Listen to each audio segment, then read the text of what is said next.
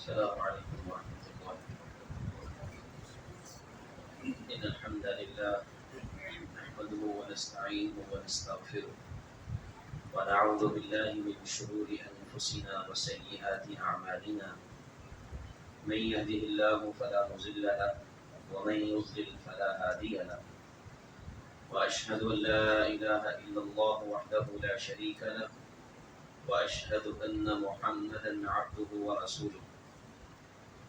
أما بعد فإن خير الحديث كتاب الله وخير الهدي هدي محمد صلى الله عليه وسلم وشر الأمور محدثاتها وكل محدثة بدعة وكل بدعة ضلالة وكل ضلالة في النار.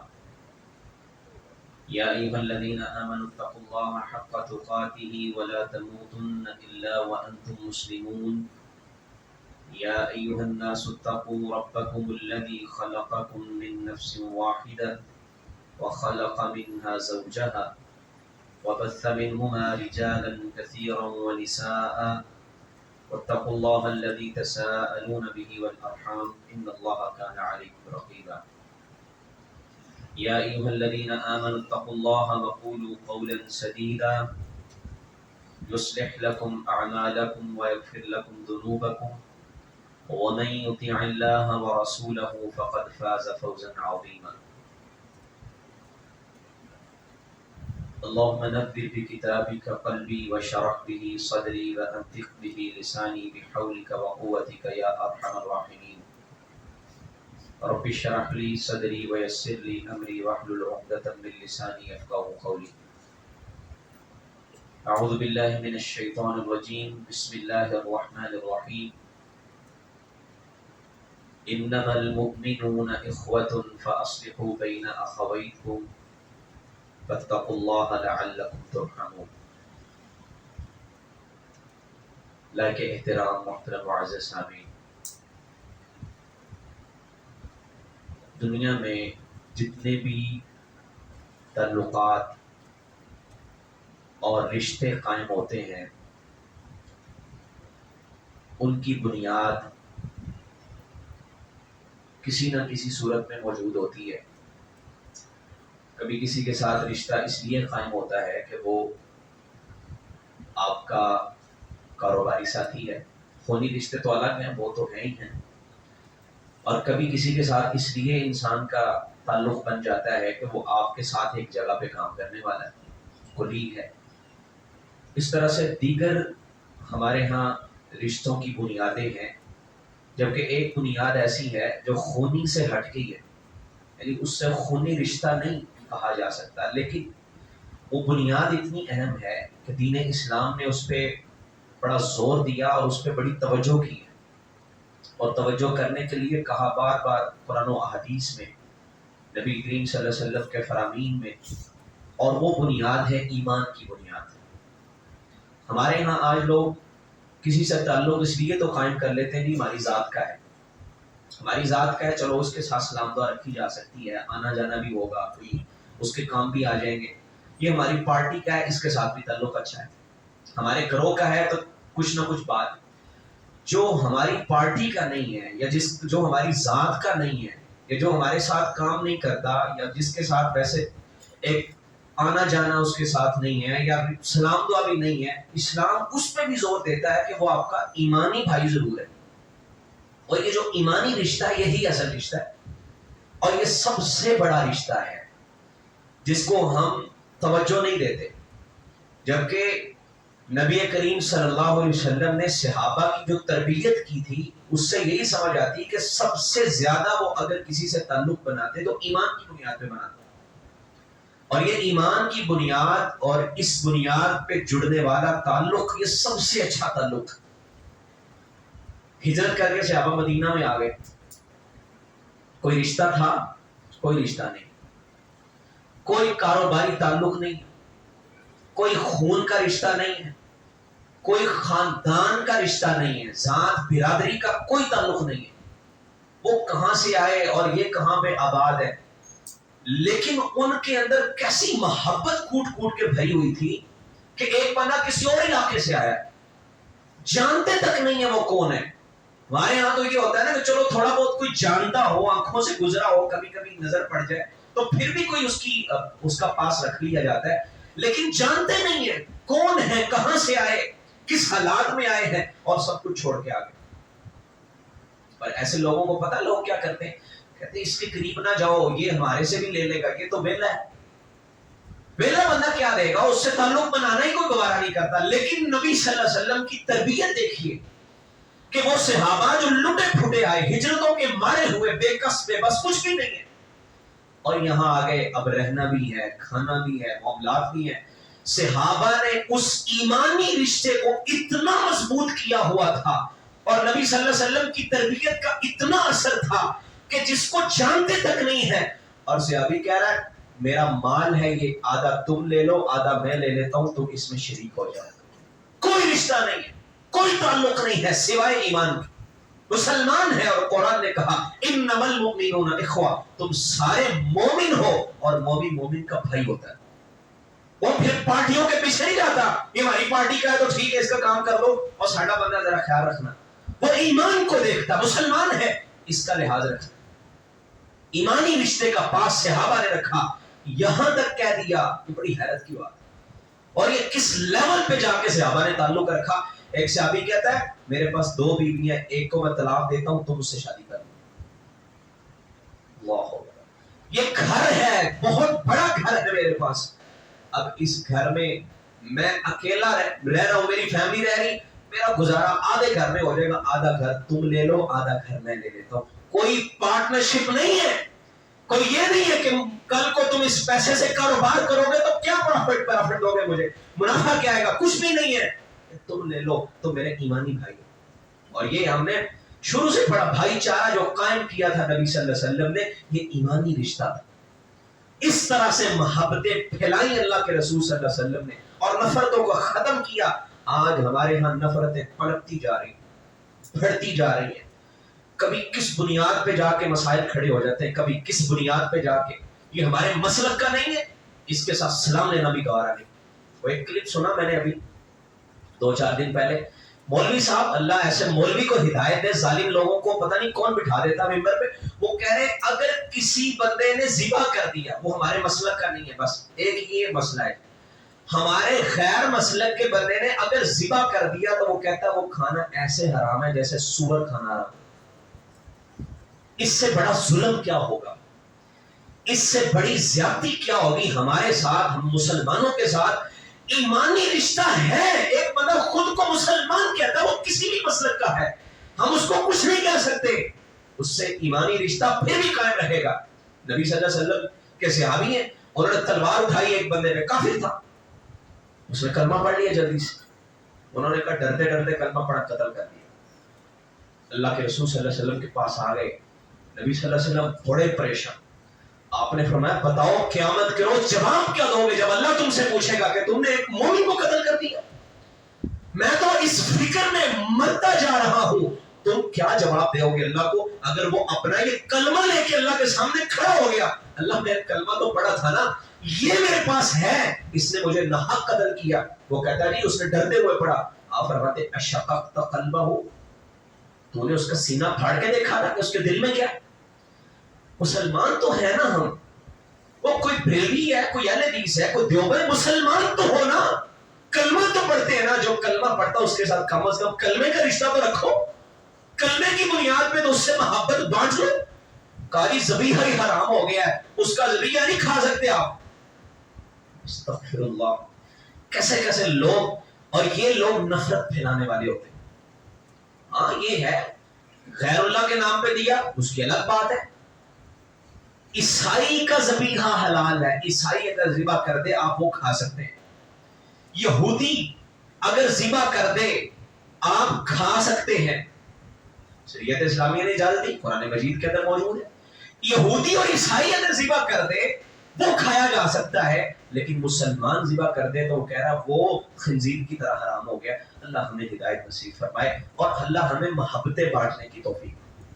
نبی کائنات صلی اللہ علیہ وسلم نے جو بنیاد دی وہ ایمان کی بنیاد ہے، کہ اس بنیاد پہ جڑ کے رہو، مل کے رہو، ایک دوسرے سے تعلق بنا کے رکھو.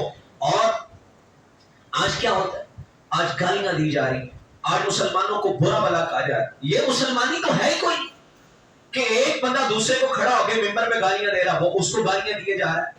تو ایمان کہاں پہ گیا؟ ایمانی رشتے کی وہ جو بنیادیں تھی وہ کہاں پہ گئی؟ اللہ تعالیٰ ہمارے حال پہ رحم کرے. ایک بندہ ہمارے ساتھ تھا تو بہت اچھا تھا، اس نے پارٹی بدلی، نفرت شروع ہوگی، نہیں اب ہمارے ساتھ اس کا کوئی لین دین نہیں ہے. کیا ہوا؟ اس نے مرتد ہو گیا، وہ کافر ہو گیا. نہیں کافر نہیں ہو، صرف اس نے ایک کام کیا، وہ ہماری پارٹی سے نکل گیا. اتنا سا کرنے سے اس کے ساتھ نفرت شروع کر دی جاتی ہے. حالانکہ اسلام کہتا ہے تمہاری بنیاد کیا ہے؟ مل کے رہو، محبت سے رہو، ایمانی رشتہ. دیکھیں محبتیں بانٹنے کا کتنا درس دیا اسلام. اب نماز کو دیکھ لیجئے، نماز بھی ایک محبت بانٹنے کی علامت ہے. مل کے رہنا، جڑ کے رہنا اتنا شریعت اسلامیہ میں پسندیدہ عمل ہے کہ اللہ نے ہر رکن کے اندر بھی مل کے رہنے کی تلقین کی ہے. نماز ہے، اکیلے پڑھو تو ایک کا ثواب ہے، اور اگر جماعت سے پڑھ لو اکٹھ ہوگا، گیدرنگ ہے، اجتماع ہے، تم سارے مل کے جب ایک کام کرو گے وہی کام جو اکیلے کرو تو ایک کرنے کا ثواب ہے، اور اگر مل کے کرو تو کم از کم 25 نمازوں کا ثواب ہے، اور زیادہ سے زیادہ 27 نمازوں کا ثواب ملے گا. اکیلے کرو گے تو ایک ہے، لیکن اگر مل کے وہی کام کرتے ہو تو تمہارا اجر بڑھ جاتا ہے. کتنی اہمیت ہے ملنے کی. اس نے کہا بار بار، ایک دفعہ نہیں، دن میں 5 دفعہ تمہیں اکٹھے ہونا ہے، تمہیں مل کے رہنا ہے، محبتیں پھیلانی ہے، ایک دوسرے سے رشتہ قائم رکھنا ہے. لیکن ہماری حالت کیا ہے؟ ہم نماز بھی اکٹھے پڑھ کے اسی مسجد سے نکلے، باہر جا کے پھر نفرت شروع ہو گئی.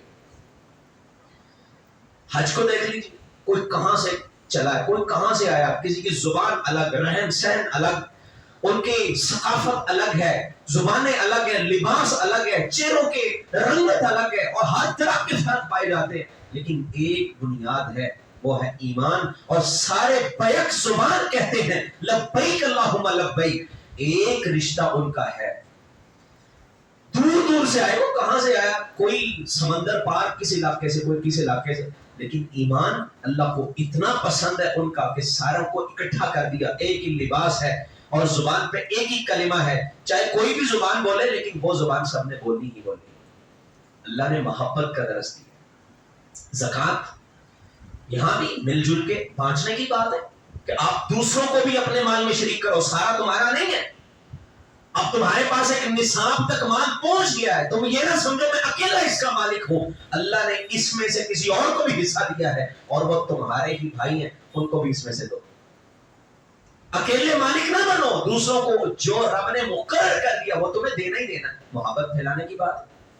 اس طرح سے اگر بات کھولی جائے تو اور بھی بڑی بات ہے کہ عبادات میں بھی اللہ نے یہ درس دیا کہ مل کے رہو، ایک دوسرے سے محبتیں بانٹو، محبتیں پھیلاؤ.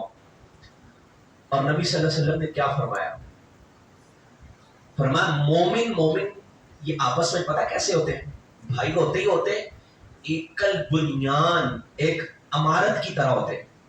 جیسے عمارت میں اینٹیں لگتی ہیں، وہ اینٹیں لگ کے ایک عمارت بنتی ہے نا، اسی طرح مومن ہوتا ہے. مومن کبھی الگ نہیں رہتا. آپ الگ الگ اینٹوں کو توڑ سکتے ہیں، بڑا آسان ہے، لیکن اگر ان کو ہی ملا دیا جائے تو بڑا توڑنا مشکل ہے. اس کے لیے ہو سکتا ہے آپ کو چھوٹے موٹے ہتھوڑے نہیں، کریم منگوانی پڑے، کوئی بڑے جو ہے نا وہ اوزار استعمال کرنا پڑے. لیکن اگر ایک اینٹ ہے تو اس کو تو کوئی اپنا ہاتھ سے بھی توڑ سکتا ہے. اسی طرح آپ نے اتفاق میں برکت کی کہانیاں بھی پڑھی ہوئی، تو وہ کٹھری بھائی، ایک تنگے کو تو توڑا جا سکتا ہے لیکن اگر مل جائے تو ان کو توڑنا مشکل ہے. فرمایا مومن عمارت کی طرح ہوتے ہیں. یہ صرف الگ الگ اینٹوں کی طرح نہیں ہے، یہ مل کے رہتے ہیں. جیسے اینٹیں مل کے عمارت کھڑی کر دیتی ہے، یہ مومن مل ملا کے ایک معاشرہ بناتے ہیں، پھر ان کو کوئی توڑ نہیں سکتا. آج ہمیں توڑا جا رہا ہے، آج مسلمانوں کو کاٹا جا رہا ہے، مسلمانوں کو ایک دوسرے سے دور کیا جا رہا ہے، نفرتیں پھیلائی جا رہی ہیں. اور اس میں بڑوں کا ہاتھ ہے، غیر مسلموں کا ہاتھ بھی ہے، اپنوں کا ہاتھ بھی ہے. اور اپنوں میں بھی کوئی بیگانے آئے بیٹھے ہیں جو ہمیں دور کیے جا رہے ہیں.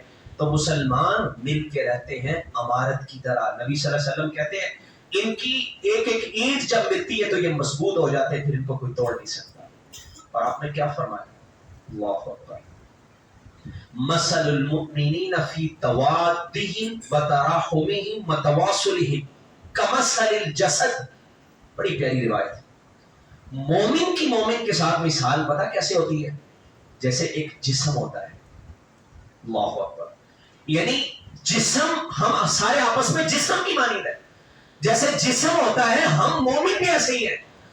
جسم کا ایک عضو تکلیف میں ہو، یہ چھوٹی سی تکلیف اس انگلی میں آ جائے، آپ کا کیا خیال ہے؟ کوئی آنکھیں سو جائیں گی؟ آنکھیں نہیں سو سکتی. کیوں؟ وہ کہہ نہیں ہاتھ کوئی تکلیف ہے نا، تو تکلیف میں رہے، ہم نے تو سونا ہے. باقی کا جسم کا کیا قصور ہے؟ وہ تو اپنی تھکاوٹ اتارنے کے لیے نیند پوری کرے گا نا. بندہ ساری رات نہیں سویا، ڈاکٹر کے پاس آئے، ڈاکٹر صاحب نیند نہیں آئی پوری رات. اب اس نیند کی وجہ سے جسم ٹوٹ رہا ہے، دماغ بھی ڈسٹرب ہوا، صبح کے معاملات بھی خراب ہو گئے، جسم بھی تھکاوٹ سے چوٹ. مسئلہ کیا تھا؟ جی داڑھ میں درد تھی. بھائی اگر ڈاکٹر یہ کہہ دے داڑھ میں درد تھی تو سو جاتا، تیری آنکھوں میں درد تو نہیں تھی، پاؤں میں درد تو نہیں تھی نا، باقی کا جسم تو ٹھیک تھا. ایک داڑھ کو تو لے کے سارا جسم خراب کر کے بیٹھ گیا. یہ جسم ہے، ایک جگہ پہ تکلیف پہنچے پورا جسم محسوس کرتا ہے.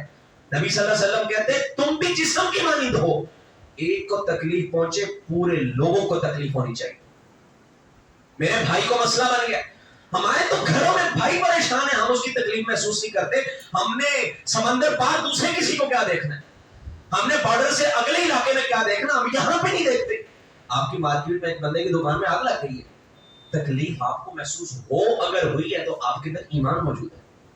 یار میرا بھائی تھا، وہ مسلمان تھا، وہ تکلیف میں ہے، اس کو پریشانی آئی ہے، کوئی مداوع کر لے، جا کے اس کی ہیلپ کر دے، کچھ نہ کچھ تو جو بنتا ہے کر لے، کم از کم دلاسا ہی دے دے. ہمیں پتہ ہی نہیں، ہمیں ہمارے تعلقات ایسے بن گئے. میں نے وہی عرض کیا کہ بنیاد اسلام کی رہی نہیں. ہمارے ساتھ والا گھر کون سا ہے، ساتھ والی دکان کون سی ہے، اس کے حالات کیا ہم جانتے ہی نہیں، کوشش ہی نہیں کرتے. کتنی ایسی سوسائٹیاں ہیں جن کو آپ جا کے پوچھ لیں، ابھی پوچھ لیں کسی بندے سے، ان کو پوچھیں گھر کے ساتھ والی دیوار کون رہتا ہے، کوئی پتہ نہیں. یہ مسلمانوں کا معاشرہ ہے، یہ قطعاً مسلمانوں کا معاشرہ نہیں ہے. نبی صلی اللہ علیہ وسلم یہ مسجد کے اندر، مسجد میں آنے والے ایک دوسرے کو نہیں جانتے. محبت کیا پھیلانی ہے ہم نے؟ نبی صلی اللہ علیہ وسلم کے پاس حضرت جبریل علیہ السلام آئے. روایت آپ نے سنی ہوئی ہے، میں نے پہلے بھی عرض کی تھی. سفید لباس میں مختصر بات کرتا ہوں. تو صحابہ کہتے ہیں ایک بندہ آیا نبی صلی اللہ علیہ وسلم کے پاس اور آپ کے سوال کرنے شروع کر دیے. ایسے بیٹھ گیا، اپنی رانوں پہ ہاتھ رکھ لیے، گھٹنوں کے بل بیٹھا اور اللہ کے رسول سے باتیں شروع کر دی. اور حضرت عمر کہتے کیا ہیں، یہ بڑے پتے کے الفاظ ہیں. کہتے اس بندے کو ہم میں سے کوئی جانتا نہیں تھا. یا تو مسافر ہوتا تو سمجھ آتی تھی کہ باہر سے آیا، چلو کوئی نہیں جانتا. باہر سفر کے آثار بھی نہیں تھے، کیونکہ اس زمانے کا سفر محسوس ہو جاتا. ابھی تو کوئی سفر سے آئے تو لگے گا ہی نہیں کہ مسافر ہے. اس زمانے کا سفر یا گھوڑوں پہ ہوتا تھا یا خچروں پہ یا گدھوں پہ ہوتا تھا، پتہ چل جانا تھا کہ یہ مسافر ہے، اس کے بال اڑے ہوئے ہیں، نہیں تو کم از کم ان میں دھول تو ہو نا، کسی نہ کسی طریقے سے کپڑوں میں سے پتہ چل جاتا تھا مسافر ہے. وہ کہتے ہیں مسافر نہیں تھا. جب مسافر نہیں ہے ہم میں سے اسے کوئی جانتا نہیں ہے. یہ بات کو سمجھیے ذرا، تھوڑی سی گہرائی میں جاتے ہیں.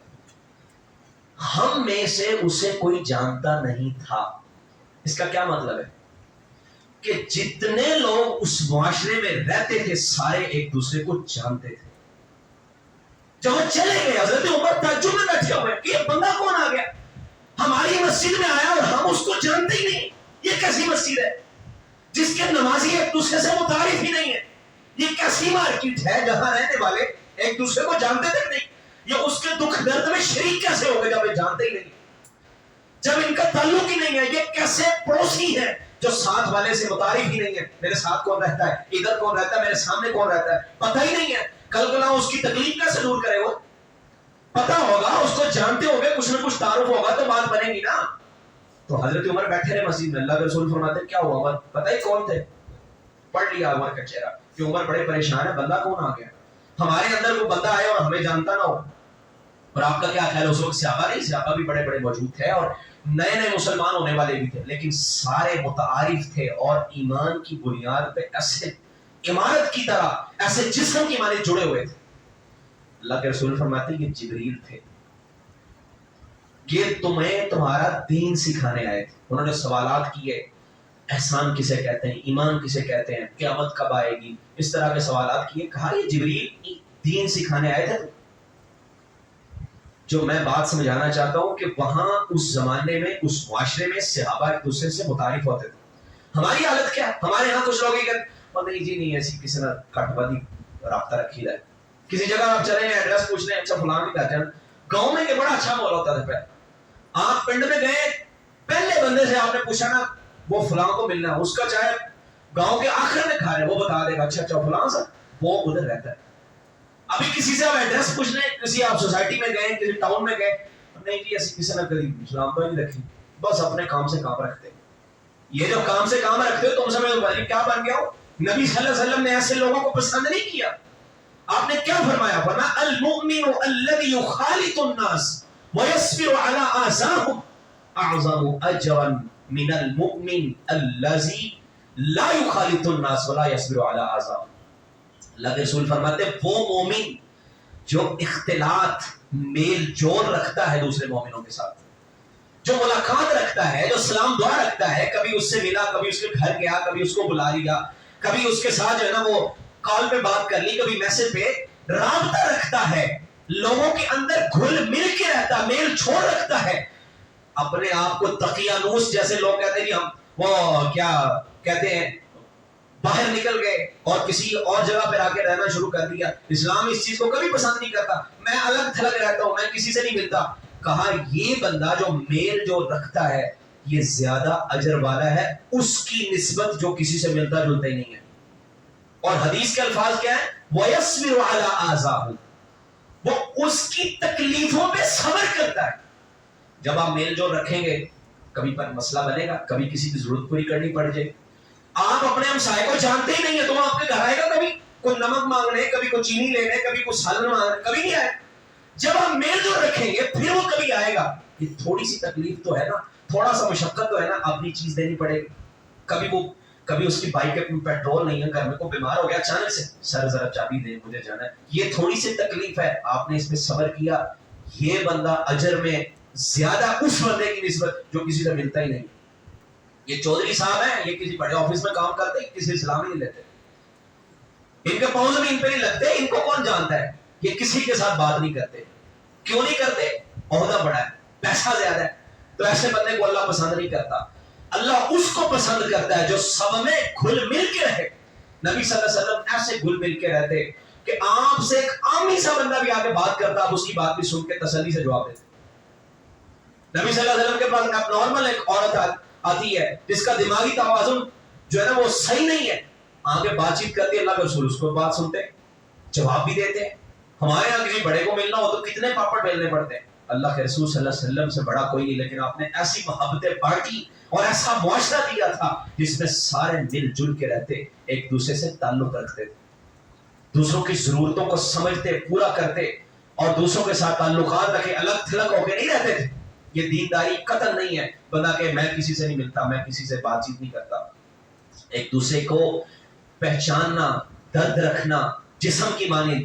ایک بندے کو تکلیف کسی اور جگہ پہ ہوئی ہے, کسی اور ملک میں ہوئی ہے, آپ کو یہاں پہ درد محسوس ہونا چاہیے.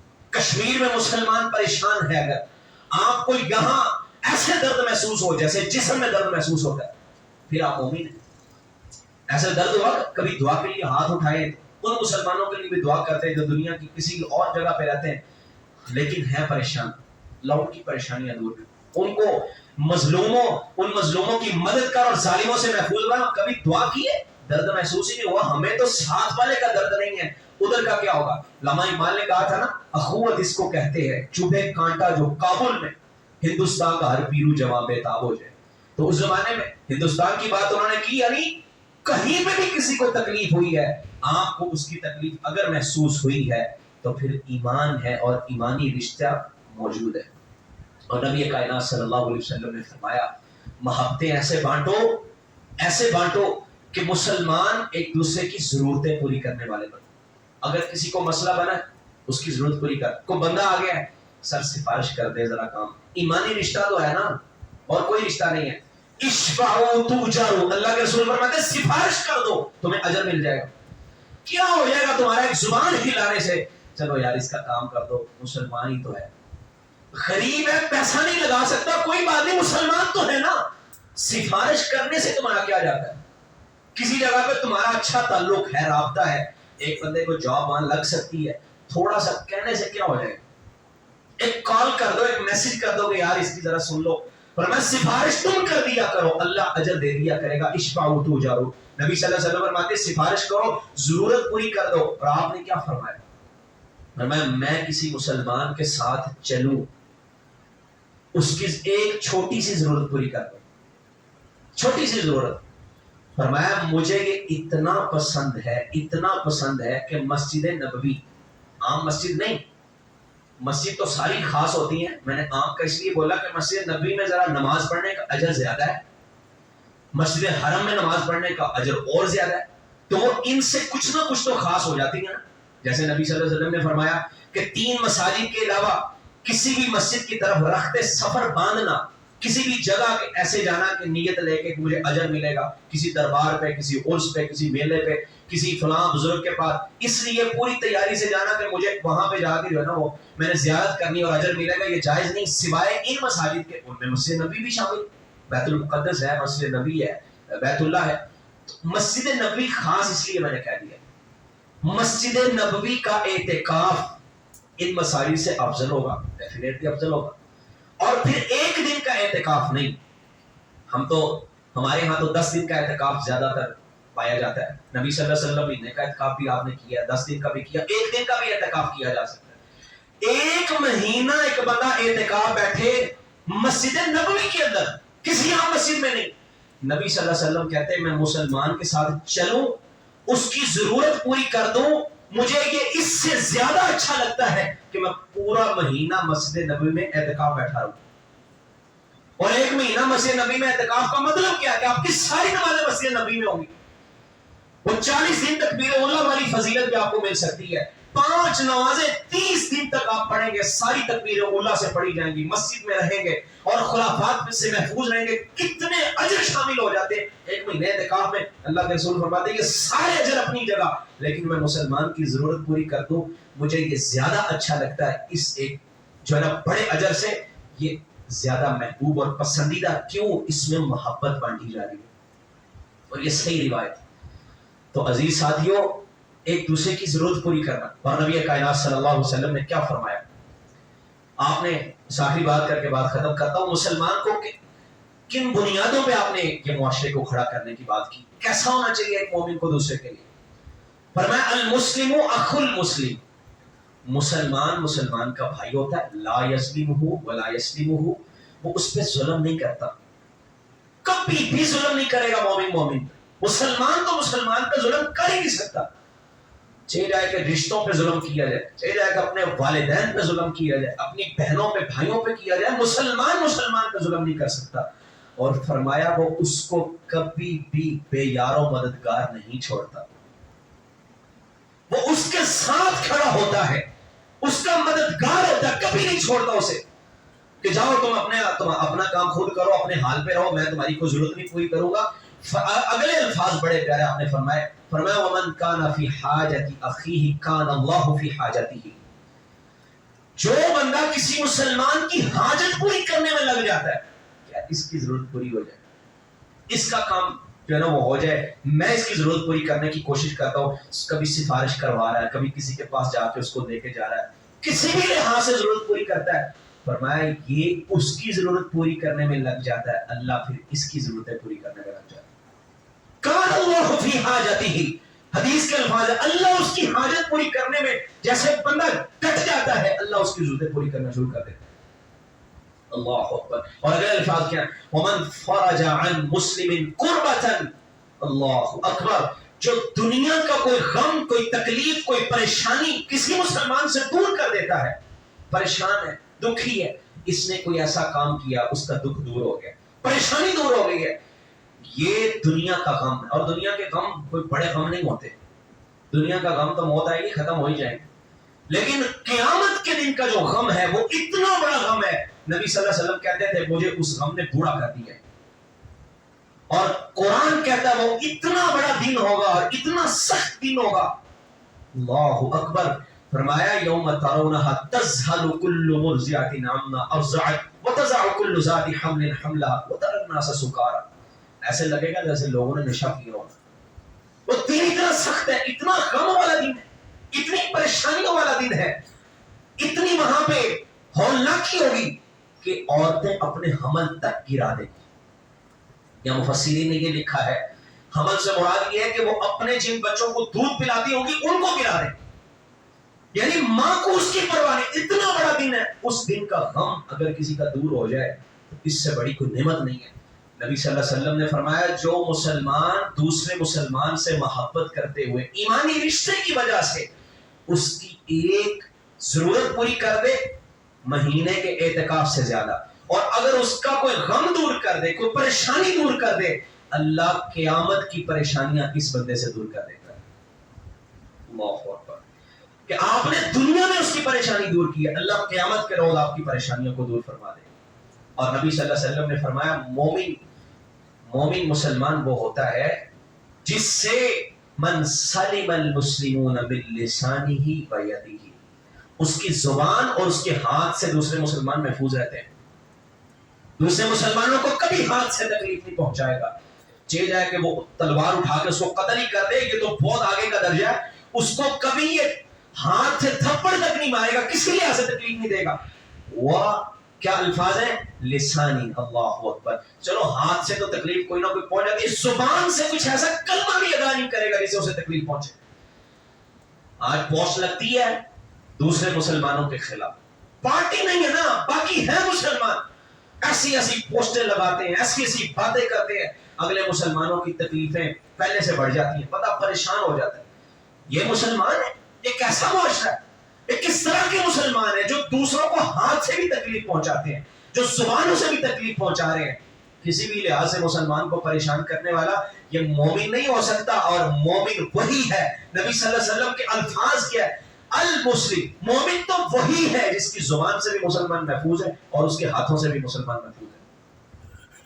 تو یہ اصول اللہ کے رسول نے دیے ہیں، دنیاوی زندگی میں بھی کامیابی ہے اور اخروی زندگی میں بھی کامیابی ہے۔